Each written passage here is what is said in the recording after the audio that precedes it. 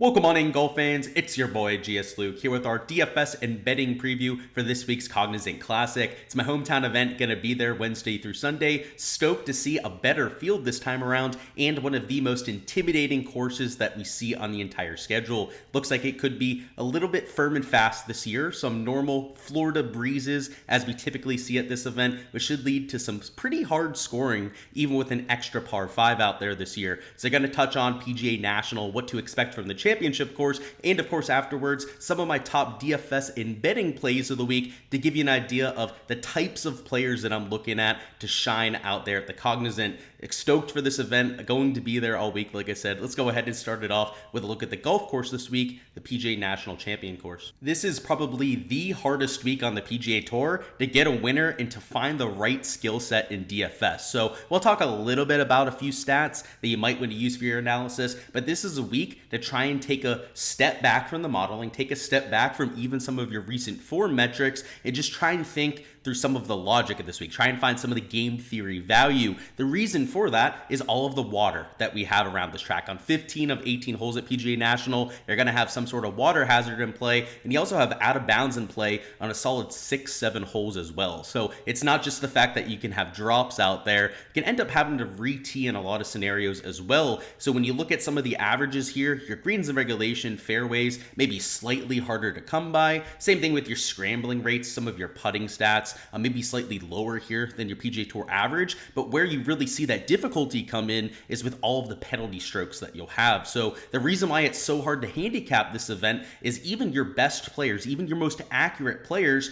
are going to inevitably hit water shots. And if those happen to come in back-to-back holes, if they happen before the cut line on Friday, you might end up sending yourself home packing, even as one of your favorites. So for DFS, even for outright betting, a lot of your favorites have been absolutely massacred here. Now, back towards the earlier 2000s, like 2010 range, you had more of your elite tier players winning, like a Rory, JT, Ricky even won this like 5-6 years ago. All were guys that you'd see show up here, Tiger Woods, for example, right, winning this golf tournament. But as the field's gone a little bit weaker, it has just been long shots galore, right? Guys at 100 to plus to 1. In fact, I think the average odds of somebody winning is about 130 to 1 over the last 7 or 8 seasons. So this is a place where you see that volatility come in. And when you're playing DFS, when you're taking outright bets, you have to embrace that. And if you do a little bit of leaderboard research, right, look at the last 5 or 6 years at the Honda, you'll see that a lot of your winners, in fact, I would think all but one of them over the last 7 years have had next to no form coming in. I'm talking about like at best, maybe like a top 15 finish.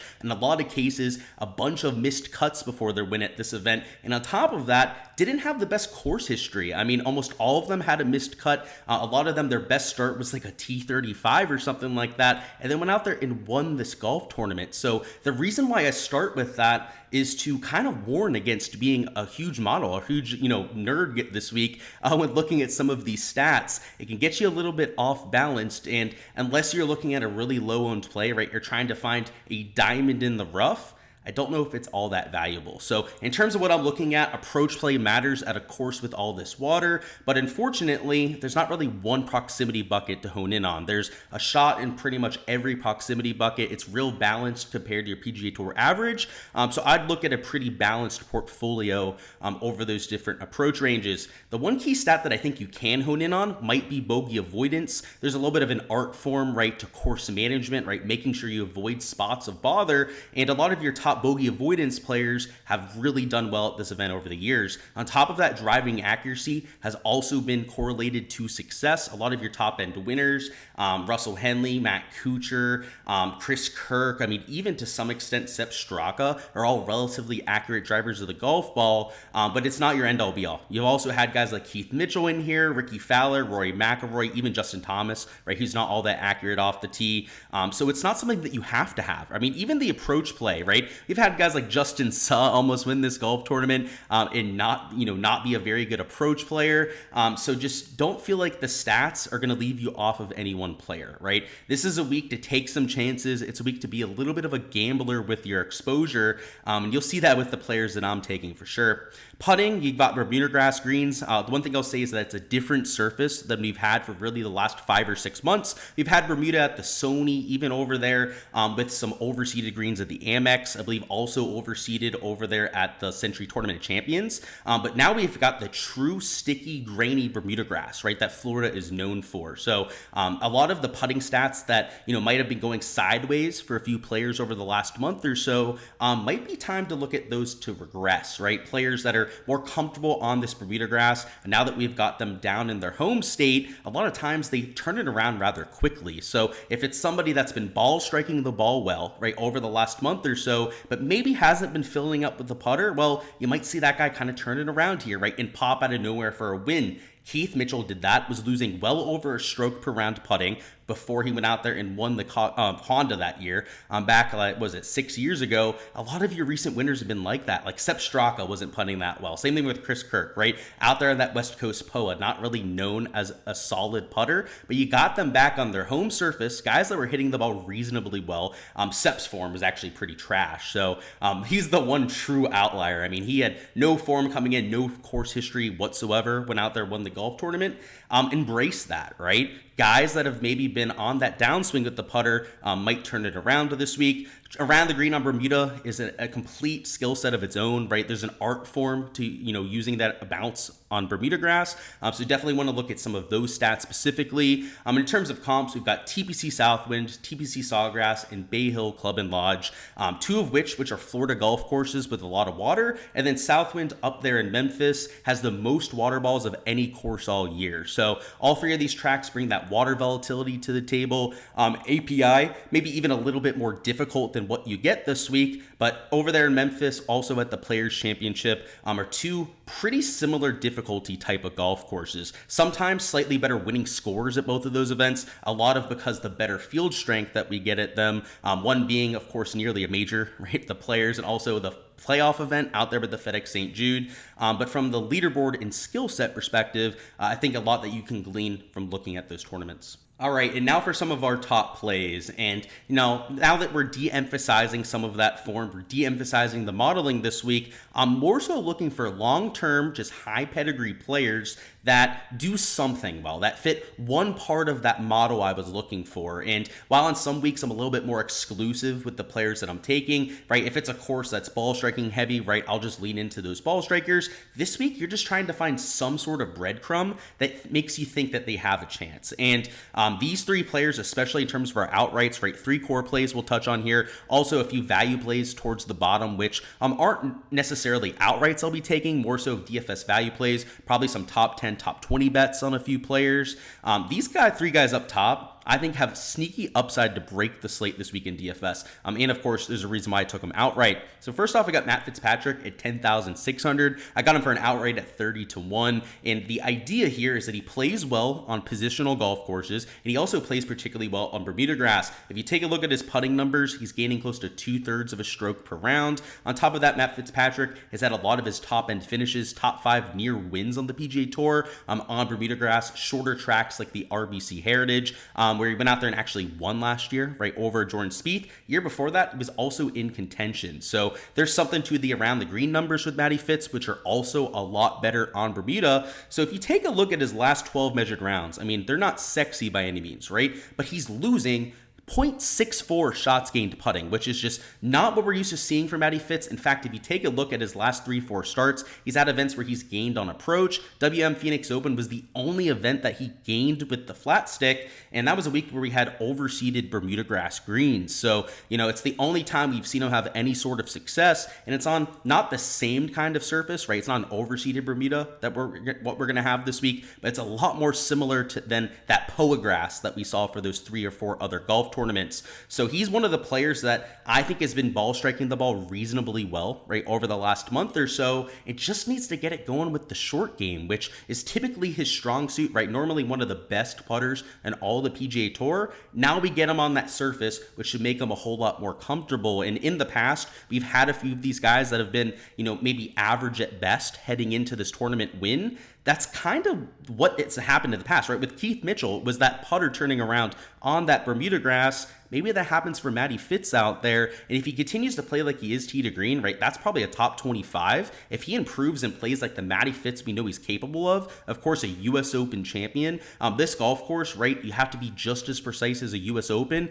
or else you're going to go out there and get penalized. A little bit differently, right? It's the rough at the U.S. Open. It's death by 1,000 paper cuts out there. But if you miss in the hazards, right, you're getting clumps of double and triple bogeys around PGA National. So I like the skill set fit. I like the fact that he plays well on Bermuda grass. Unfortunately, no course history to go off of, which I would prefer somebody to at least have one start around PGA National before going out there and betting him. But it was something I was willing to overlook, right? This is a week where your plays aren't going to be perfect. If there's a little thing like that you're trying to use as a nitpicking reason not to take someone, you're probably doing it wrong, right? It's a week where you kind of want to embrace some of those ugly plays, especially when you've seen the recent form and shots gained metrics for a lot of your top 5 over the last 6 years. Next up, we got Tom Kim, same number, 30-1, $10,100 out there for DFS. So it'd be pretty hard to take these two in the same lineup. So ideally, right, would probably play at most one of them out there in any given lineup.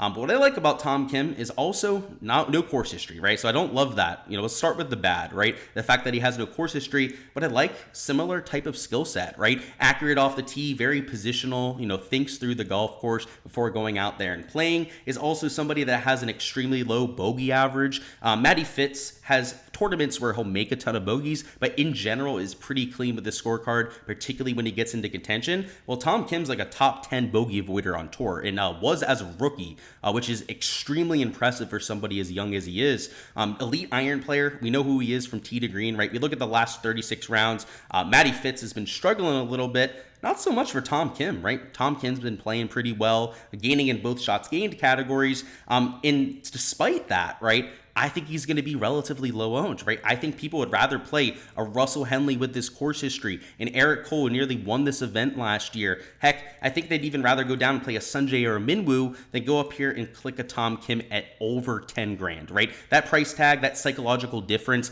of having a 5-digit price as opposed to a 4-digit price is going to lead to a bigger swing in ownership than many would expect. So Tom Kim at 30-1, I think he has the upside to win. One thing I wish he had was more distance, because at this course, particularly on some of your harder par 4s and par 3s, that comes in relatively handy. But once again, you can't nitpick too much this week, right? You kind of just got to take shots on a few players that you maybe wouldn't in the past. And that's it with Matt Fitzpatrick, Tom Kim, right? They're not perfect plays, but I could find enough reason to give optimism there that I'll take a shot on a few of my lineups and out there with an outright bet. Lastly, for our last core play before we hop into some of the values, cheaper plays to open up some salary, let's go with Corey Connors at 40-1. So he's $9,100 out there for DFS. And just like Matt Fitzpatrick, he has been horrible recently with the short game, right? You take a look at the last 12 measured rounds, you'll see why Corey Connors has not done jack shit. The ball striking has been elite, right? 3/4 of a stroke per round off the tee. I mean, long and accurate, right? Exactly what we want at this course. Gaining over half a stroke per round on approach. I mean, that's elite level stuff. I mean, for regardless of field, right? Let alone out here in this, it's not a weak field event, but it's probably like an average field event out there in the PGA Tour, and then losing a bunch of strokes with the short game. Well, on Bermuda, he's not great, right? He still loses strokes putting for his career on Bermuda grass. Over the last season or two, has actually been a positive on Bermuda. This is the career baseline number that we're using for the shots gained Bermuda. So just know that, like, when he first started his career, he was losing like half a stroke per round. We're getting a player, right, that's getting back to his home surface, right, lives down here in South Florida, was from Canada, Ontario, but now lives down here in the Jupiter area. Historically, statistically, his best surface on tour, it just reeks of somebody to regress positively with the flat stick. And given how he's been hitting the ball of late, right, again, these last 12 measured rounds, he's like him and Matthew Pavon, right, are number 1 and 2 when it comes to your ball striking form. I'll take the chance on Corey Connors all day. So his event history is not great as well, which I honestly think is a huge positive, right? If you just look at the recent champions, I think it was Ricky Fowler was the only one who had really played well before he went out there and won. Corey Connors with that missed cut 4 years ago, so be it, right? Just like the other two plays, there are going to be negatives against a lot of the guys that get there this week. And if that's it for Corey Connors, then I'm totally fine with it. So not a player that I love getting to. A lot of times he lacks upside, but at a golf course where really the upside comes from avoiding the big numbers, I like a player that is one of the most accurate drivers in golf, a very solid bogey avoider, kind of like what we have with Tom Kim and Matt Fitzpatrick, right? That's the idea there. Solid drivers of the golf ball that don't put themselves into trouble, that are at decent numbers, right? 40-1 feels pretty fair, and a Corey Connors $9,100 is more than a fair enough price tag. And just like Tom Kim, Matt Fitzpatrick, because they haven't been lighting it up with the finishes, I highly doubt that they're mega chalk, right? I highly doubt that any of these would be 20% plus owned by the time we get to Wednesday. We'll, of course, circle back on that by the time we get to our live stream, 7 p.m. there on Wednesday. Yeah, if they're low owned, they're going to be great plays out there for DFS to get a little bit of differentiation and course fits that I think fit PGA National quite well. Before we hop onto our last 3 plays, I'll remind you for access to everything that is censored on this sheet, so you can download it, use it for your own process. Check out the Patreon page in the description. Down there, you can download these sheets. It's got all my modeling projections on there, all the shots gained metrics, forms, so you can go out there and do your research to make your life a little bit easier. So check it out down below if you've been wondering how to get access to these, and goes a long way with helping support the channel as well. But now for our value plays, we'll start off with Tom Hoge at $7,900. And if you're looking for somebody with form at this course, run the other direction, because Tom Hoge's played here like 4 or 5 times over the last 5 years. It has missed every single cut, which is a little bit of a conundrum, because when you do your course history, you look at some of the stats you're looking for, like driving accuracy, bogey avoidance. You look at the approach play over the last 24 rounds. He's one of the best players in this field.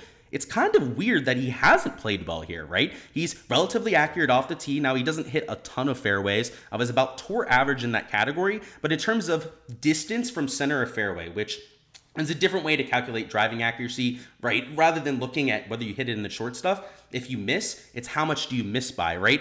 Tom Hoge is routinely a top 30 player on tour in terms of distance from edge of fairway. Number 1 on tour is normally a guy like Corey Connors. Russell Henley's normally up there too. Guys like Matt Fitzpatrick, Tom Kim are also really solid players in that category. And essentially what that tells us is that they're not missing the ball a long way offline, right? They're not going to be as likely to hit the ball on the water hazards. And at this golf course, for whatever reason, Tom Hoge has hit it into the hazards, right? I mean, he's had years where he's been 7-8 over par through the first 2 days, hasn't made it to the weekend in any of his starts here. And the fact that he's showing back up makes me think that he has some kind of optimism that that's going to turn around. So this is completely a stat play. I think the ownership's going to be relatively low because of that course history that we have. And if you take a look at recent form, he's number 3 in the field. He's number 6 in terms of total model ranking.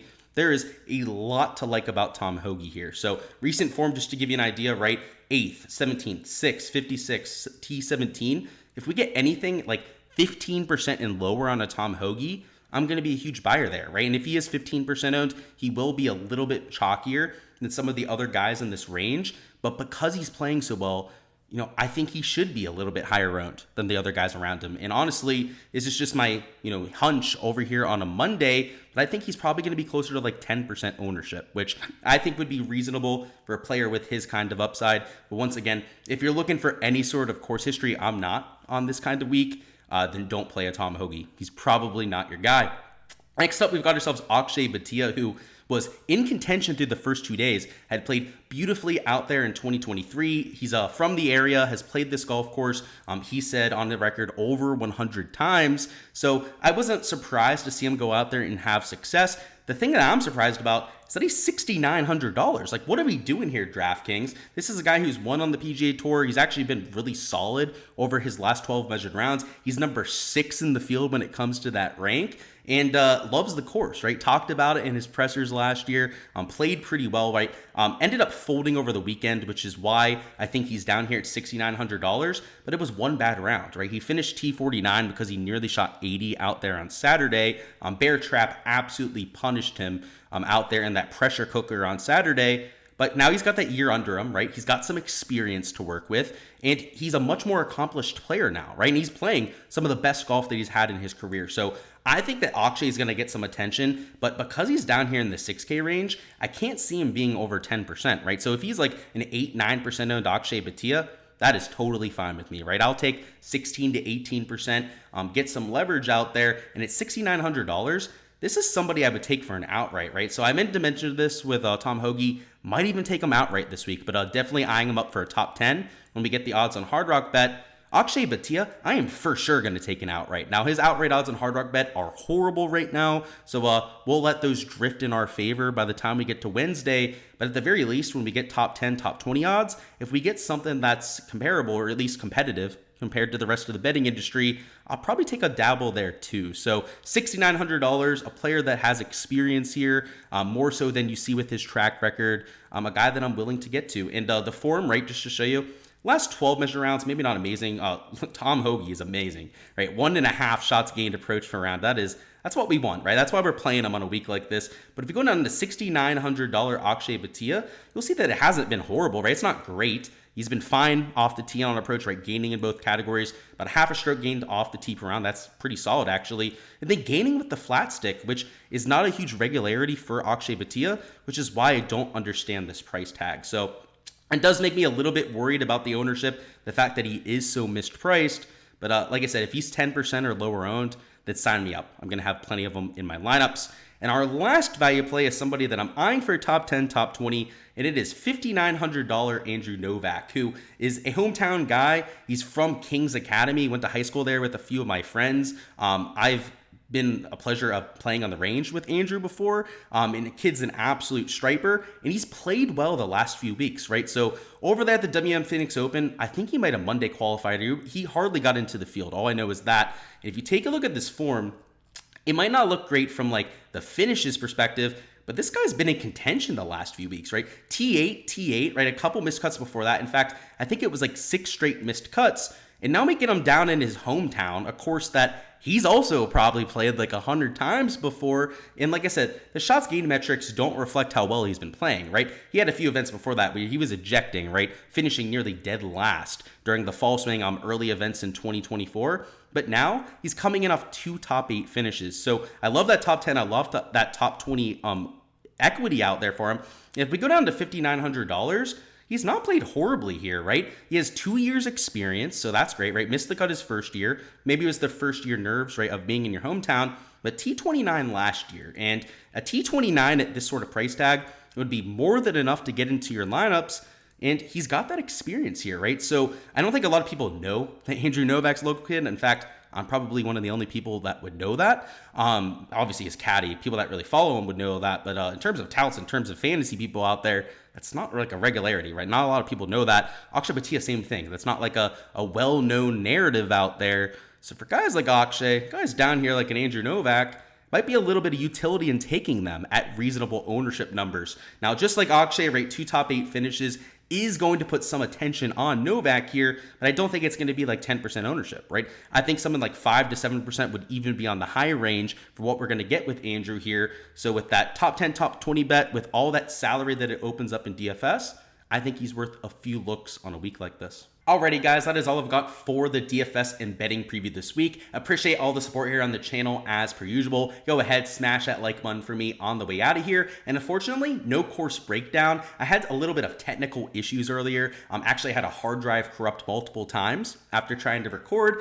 So went out there, replaced the HDD, made sure to get all that working, and tried to cover as much as humanly possible from the course angle here on this breakdown. So apologize for that, guys. We'll be back to the normal course breakdowns next week when we can get back on schedule. But again, appreciate all the support here on the channel. Smash that like button if you haven't already. And to make sure that you guys can have a chance to earn a free month on my Patreon, we're going to do the giveaway on this video. So go ahead, give me guys your winner for this week. And if you can go out there and get the right name, well, go out there and win a free month of the Patreon. So if you were looking for access to all those projections that are blacked out to use them for your own process, well, you can either try and win it for free right out there with the winner, or of course go out there and just check it out on the Patreon page. There's a link down below in the description. Goes a long way with helping the channel, and of course gives you guys that quick, easy to access info. Appreciate it. See you guys for the Wednesday live stream. That'll be at 7 p.m. Eastern time, and I'll be out there for the Pro-Am. So scouting the course, seeing course conditions, and we'll relay all of that info to you guys